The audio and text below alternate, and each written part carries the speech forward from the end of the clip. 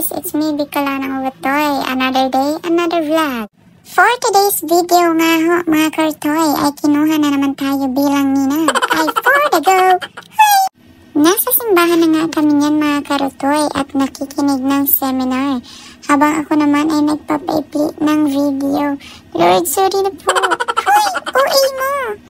Ay, charot-charot lang po. Nakikinig ho ako niyan habang nag-video. Ay, bakit naman may extra paa? Hoy! Multitasking ba? Multitasking? Hoy! Uwi mo! Buti na nga lang at dumating na si Father at nagsimula na ang pagbinyag. Kasi sa totoo lang guys, gutom na talaga ako na wala pa akong agahan.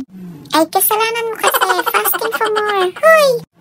Habang nagbibinyag nga si Father ay si Puloy Vlog muna ang inutusan kong mag-video sa akin. Kasi alam niya naman guys, for the ninang tayo today, kaya hindi tayo mag-video. Kailangan natin may utusan mag-video. Kaya naman, yung kasama ko na lang ang aking inutusan ng may pakinabang naman ang kanyang pigsama. Hi, Cherries! So, ayun na nga guys, nang matapos ay nag-picture muna kaming mga ninang. Siyempre, yung mga ninong din. Shoutout nga pala sa ating mga bagong kumari at kumpare. May bago na naman tayong kasyat puno. Hoy, hindi ka nalasinggera. Ayun guys, pumunta kami dun sa unahan para naman meron kaming magandang mga paxor. Ay, pakibilisan naman ho mga kumpare at napakahaba na namin ng mga exposure. Hoy, cheers lang! Ay, binidyohan ko na din ho itong si Puloy Vlog nang siya din ay may exposure. Ayun na nga ho, at tapos na ang binyagan. Papunta na kami sa venue. Siyempre, tuwang-tuwa na naman tayo kasi alam niyo na, food is life. Bicolanang Utoy, hindi na siya Utoy. Hoy! Sabi ko nga dito sa aking mga kumari ay kumaway-kaway naman nang hindi mahalatang gutom. Diba, kumaring ate?